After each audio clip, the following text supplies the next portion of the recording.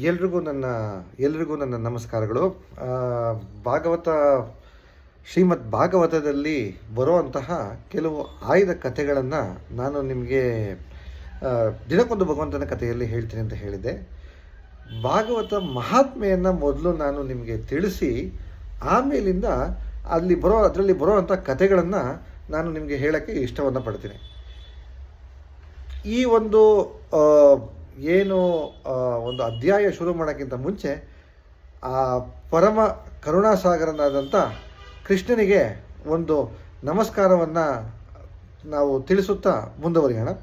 ವಸುದೇವ ಸುತಂ ದೇವಂ ಕಂಸಚಾಣೂರ ಮರ್ದನಂ ದೇವಕೀ ಪರಮಾನಂದಂ ಕೃಷ್ಣಂ ವಂದೇ ಜಗದ್ಗುರುಂ ಚಂದ್ರಾನನಂ ಚತುರ್ಬಾಹುಂ ಶ್ರೀವತ್ಸಾಂಕಿತ ವಕ್ಷಸಂ ರುಕ್ಮಿಣೀ ಸತ್ಯಭಾಮಾಭ್ಯಾಂ ಸಹಿತಂ ಕೃಷ್ಣಮಾಶ್ರಯ ಅಂತ ಹೇಳ್ತಾ ಶ್ರೀಮದ್ ಭಾಗವತದಲ್ಲಿ ಮೊದಲನೇ ಅಧ್ಯಾಯದಲ್ಲಿ ಬರುವಂಥದ್ದು ಭಾಗವತ ಮಹಾತ್ಮೆ. ಇಲ್ಲಿ ಮೊದಲು ಏನಾಗುತ್ತೆ, ಶುಕ ಮಹಾಮುನಿಗಳು ಅವರು ಉಪನಯನ ಆಗದೇ ಇದ್ದರೂ ಕೂಡ ಅವರು ನ್ಯಾಚುರಲ್ ಆಗಿ ಅಥವಾ ನೈಸರ್ಗಿಕವಾಗಿ ಬ್ರಹ್ಮಜ್ಞಾನಿಗಳಾಗಿರ್ತಾರೆ. ಹಾಗಾಗಿ ಅವ್ರಿಗೆ ಏನು ಮಾಡೋದು ಕೂಡ ಬಾಕಿ ಇರೋದಿಲ್ಲ. ಇಂತಹ ಒಂದು ಮಹಾನ್ ಜ್ಞಾನಿಯಾದಂತಹ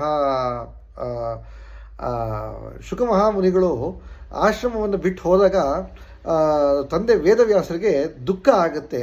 ದುಃಖ ಆಗಿ ಮಗನೇ ಅಂಥೇಳಿ ಒಂದು ಅಂತಃಕರಣದಿಂದ ಕರೀತಾರೆ ಅವ್ರನ್ನ. ಯಾಕೆಂದರೆ ಮನೆ ಬಿಟ್ಟು ಹೋಗ್ತಾ ಇದ್ದಾರಲ್ಲ ಅಂತೇಳಿ, ಆಶ್ರಮವನ್ನು ಬಿಟ್ಟು ಹೋಗ್ತಾ ಇದ್ದಾರಲ್ಲ ಅಂತ. ಆವಾಗ ಶುಕ ಮಹಾಮುನಿಗಳು ಅವರು ಸರ್ವಾತ್ಮ ಭಾವದಲ್ಲಿ ಎಲ್ಲ ಚರಾಚರಗಳಲ್ಲಿ ಒಂದಾಗಿರ್ತಾರೆ. ಅಂಥ ಮಹಾನ್ ಜ್ಞಾನಿಗಳವರು. ಅವರ ಪರವಾಗಿ ಏನಾಗುತ್ತೆ, ಆ ಕಾಡಿನ ವೃಕ್ಷಗಳು ಶ್ರೀಮನ್ ವೇದವ್ಯಾಸರಿಗೆ ಅವರ ಪರವಾಗಿ ಉತ್ತರವನ್ನು ಕೊಡ್ತಾ ಹೋಗುತ್ತೆ. ಅಂತಹ ಮಹಾಮಹಿಮರಾದ ಶುಕ ಮಹಾಮುನಿಗಳಿಗೆ ನಾವು ನಮ್ಮ ವಂದನೆಯನ್ನು ಸಲ್ಲಿಸೋಣ. ಇಲ್ಲಿ ಭಾಗವತವನ್ನು ಸೂತ ಪುರಾಣಿಕರು ಪರೀಕ್ಷಿತ ರಾಜನಿಗೆ ತಿಳಿಸಿದ್ರು ಅಂತ ಹೇಳಿ ಒಂದು ಅಲ್ಲಿಂದ ಶುರು ಆಗುತ್ತೆ. ಯಾವಾಗ ಅಂತಂದರೆ ಪರೀಕ್ಷಿತನಿಗೆ ತಕ್ಷಕ ಕಚ್ಚಿ ಒಂದು ವಾರದಲ್ಲಿ ಸಾಯಲಿ ಅಂತ ಹೇಳಿ ಶಾಪ ಇರುತ್ತೆ. ಆವಾಗ ಅವನು ಬಂದು ಸೂತ ಪುರಾಣಿಕರನ್ನು ಕೇಳ್ಕೊಳ್ತಾನೆ,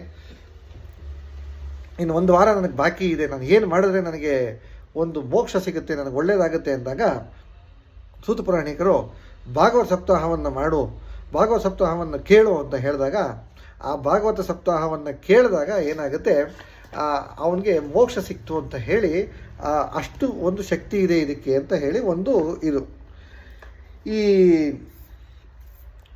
ಶ್ರೀಮದ್ ಭಾಗವತ ಶ್ರವಣ ಮಾಡಿದ್ರಿಂದನೇ ಪರೀಕ್ಷಿತನಿಗೆ ಮೋಕ್ಷ ಸಿಕ್ತು ಅನ್ನೋ ಒಂದು ವಿಷಯ ಬ್ರಹ್ಮದೇವರಿಗೆ ಗೊತ್ತಾಗುತ್ತೆ. ಅವರೇನು ಮಾಡ್ತಾರೆ, ಸತ್ಯಲೋಕದಲ್ಲಿ ಒಂದು ಕಡೆ ತಕ್ಕಡಿಯಲ್ಲಿ ತಾವು ಎಲ್ಲ ಸಾಧನೆಗಳನ್ನು ಏನೇನು ಮಾಡಿದ್ರೋ ಅದನ್ನು ಒಂದು ಕಡೆ ಹಾಕ್ತಾರೆ, ಇನ್ನೊಂದು ಕಡೆ ಭಾಗವತವನ್ನು ಹಾಕ್ತಾರೆ.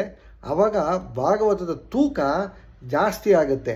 ಆವಾಗ ಅವ್ರಿಗೂ ಗೊತ್ತಾಗುತ್ತೆ ಏನಂತ, ಇದು ಭಾಗವತ ಅನ್ನೋದು ಎಲ್ಲದಕ್ಕಿಂತ ಅತ್ಯಂತ ಮಿಗಿಲಾದದ್ದು ಅಂತ ಹೇಳಿ. ಈಗ ಮೊದಲನೇ ಅಧ್ಯಾಯದಲ್ಲಿ ನಾರದ ಮಹರ್ಷಿಗಳು ಭಕ್ತಿದೇವಿಯನ್ನು ಭೇಟಿ ಮಾಡಿದಂತಹ ಒಂದು ಕತೆ. ಯಾತಕ್ಕೆ ಅಂತ ಹೇಳಿ ನಾನು ನಿಮಗೆ ಇವಾಗ ತಿಳಿಸ್ತೀನಿ. ಒಂದ್ಸಲಿ ಏನಾಗುತ್ತೆ, ಶುಕ ಮಹಾಮುನಿಗಳು ತನ್ನ ಎಲ್ಲ ಶಿಷ್ಯರ ಜೊತೆಗೆ ಏಕಾಂತದಲ್ಲಿ ಒಂದು ಕಥೆಯನ್ನು ಹೇಳಿದ್ದನ್ನು ನಾನು ನಿಮಗೆ ಹೇಳ್ತೀನಿ. ಒಂದ್ಸಲಿ ಏನಾಗುತ್ತೆ, ಈ ವಿಶಾಲಪುರಿ ಅನ್ನೋ ಒಂದು ಜಾಗದಲ್ಲಿ ಸತ್ಸಂಗಕ್ಕೆ ಸನಕಾದಿ ಮಹರ್ಷಿಗಳು ಎಲ್ಲರೂ ಅಲ್ಲಿಗೆ ಬಂದಿರ್ತಾರೆ. ಅವರನ್ನು ನೋಡೋಕ್ಕೆ ನಾರದರು ಕೂಡ ನೋಡ್ತಾರೆ.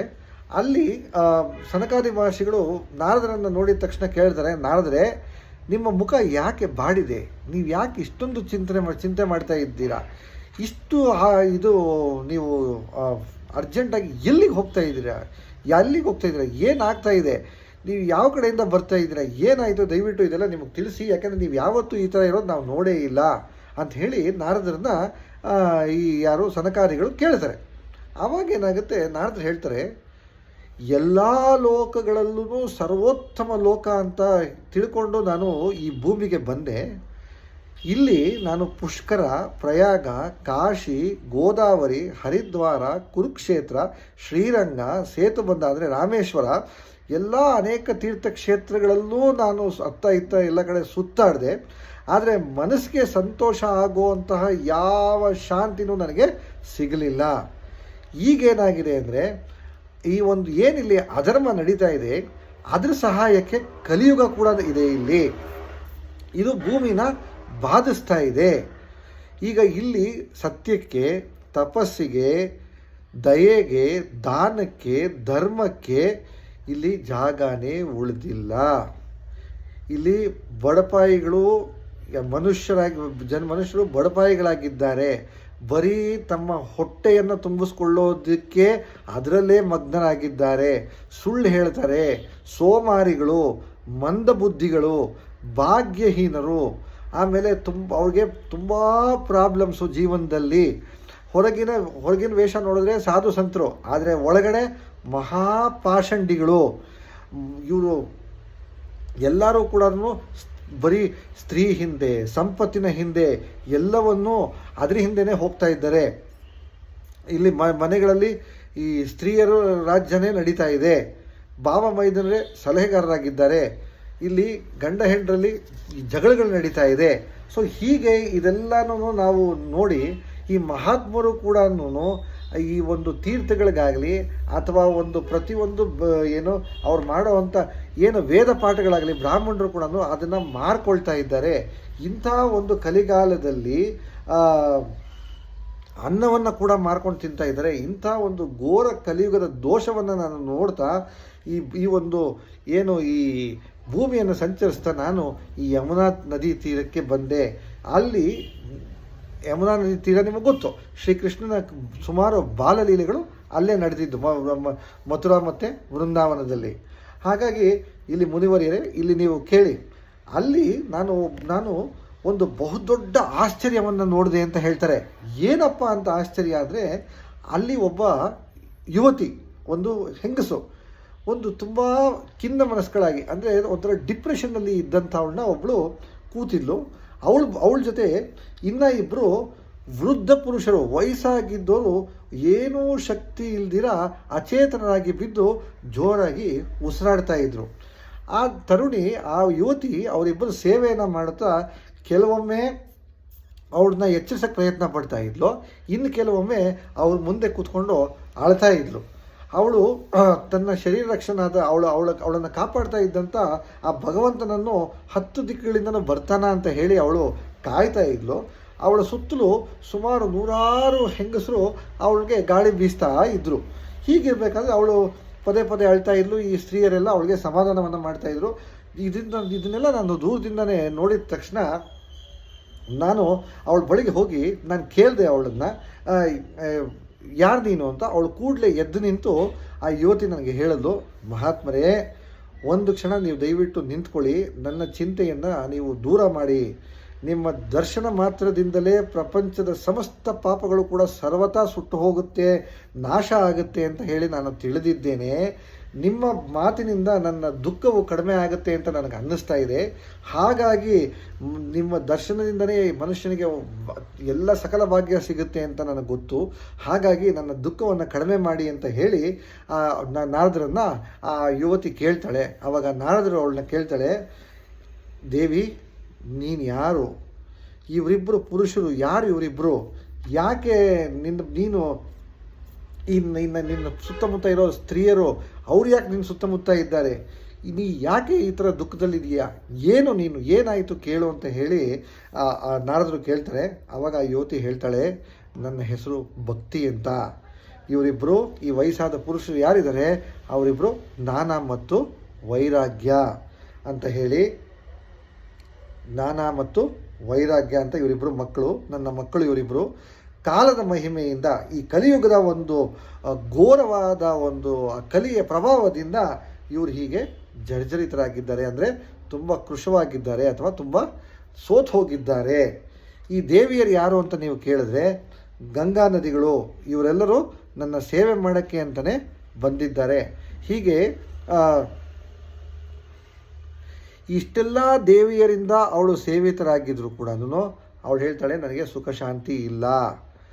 ನಾರದರೆ ಮನಸ್ಸಿಟ್ಟು ದಯವಿಟ್ಟು ನನ್ನ ಕಥೆಯನ್ನು ಕೇಳಿ, ನನ್ನ ಕತೆ ಯಾದರೂ ನಿಮಗೆ ಗೊತ್ತಿರಬೇಕು, ಆದರೂ ಕೂಡ ನೀವು ನನ್ನ ಕಥೆಯನ್ನು ಕೇಳಿ ದಯವಿಟ್ಟು ನನಗೆ ಮನಃಶಾಂತಿಯನ್ನು ಒದಗಿಸಿ ಅಂತ ಹೇಳಿ ನಾರದರನ್ನು ಕೇಳ್ತಾಳೆ.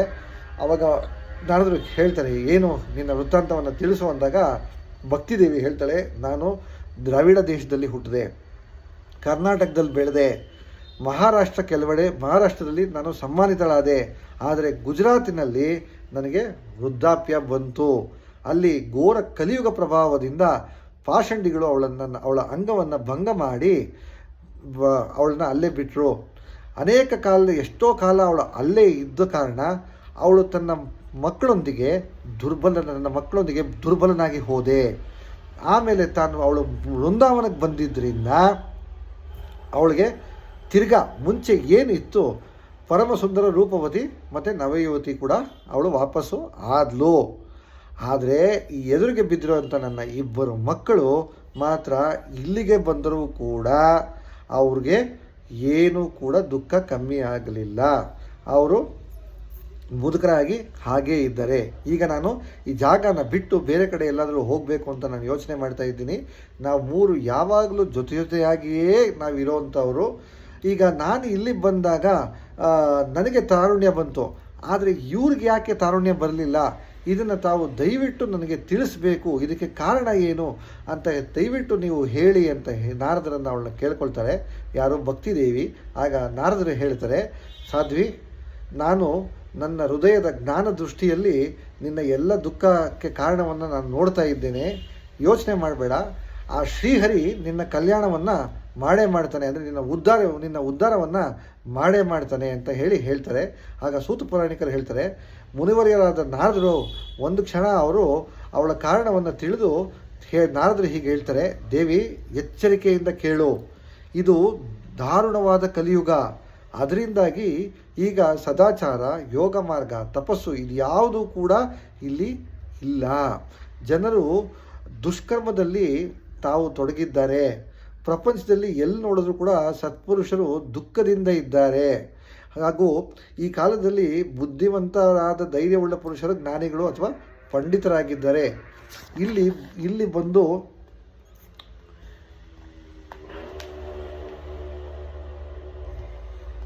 ಮಂಗಳ ಅನ್ನೋದು ಶುಭ ಅನ್ನೋದೇ ಇಲ್ಲಿ ಕಂಡು ಬರ್ತಿಲ್ಲ. ಈಗ ಇಲ್ಲಿ ಯಾರಿಗೂ ಕೂಡ ಪುತ್ರರೊಂದಿಗೆ ನಿನ್ನ ದರ್ಶನ ಆಗ್ತಾ ಇಲ್ಲ. ವೃಂದಾವನದ ಸಂಯೋಗದಿಂದ ನೀನು ಮತ್ತೆ ತಾರುಣ್ಯವನ್ನು ಹೊಂದಿದೆ. ಈ ವೃಂದಾವನ ಧಾಮ ಧನ್ಯವಾಗಿದೆ. ಯಾಕೆಂದರೆ ಆ ಭಗವಂತನಾದ ಶ್ರೀಹರಿ ಕೃಷ್ಣಾವತಾರದಲ್ಲಿ ಇಲ್ಲೇ ತನ್ನ ಬಾಲ್ಯ ಲೀಲೆಗಳನ್ನು ತೋರಿಸಿದ್ದ. ಹಾಗಾಗಿ ನಿನಗೆ ತಾರುಣ್ಯವನ್ನು ಬಂದಿದೆ. ಆದರೆ ನಿನ್ನ ಈ ಪುತ್ರರು ಇಲ್ಲಿ ನಿನ್ನ ಪುತ್ರರನ್ನು ಬಯಸೋರು ಯಾರೂ ಇಲ್ಲ. ಹಾಗಾಗಿ ನಿನ್ನ ಮಕ್ಕಳಿಗೆ ಇಲ್ಲಿ ತಾರುಣ್ಯ ಬರಲಿಲ್ಲ ಅಂತ ಹೇಳಿ ನಾರದರು ಭಕ್ತಿದೇವಿಗೆ ಹೇಳ್ತಾರೆ. ಮುಂದೆ ಏನಾಯಿತು ಅನ್ನೋದನ್ನು ನಾಳೆಯ ಕಥೆಯಲ್ಲಿ ಹೇಳುತ್ತೇನೆ. ವಸುದೇವ ಸುತಂ ದೇವಂ ಕಂಸಚಾಣೂರ ಮರ್ದನಂ ದೇವಕಿ ಪರಮಾನಂದಂ ಕೃಷ್ಣಂ ವಂದೇ ಜಗದ್ಗುರುಂ. ಇದರಲ್ಲಿ ನಾನು ಹೇಳಿದ್ರಲ್ಲಿ ಏನಾದರೂ ತಪ್ಪಿದರೆ ದಯವಿಟ್ಟು ಕಾಮೆಂಟ್ಸಲ್ಲಿ ಅದು ತಪ್ಪು ಅಥವಾ ಸರಿ ಮತ್ತು ನಿಮ್ಗೇನು ಅನ್ನಿಸ್ತು ಅನ್ನೋದನ್ನು ತಿಳಿಸಿ. ಹರೇ ಕೃಷ್ಣ.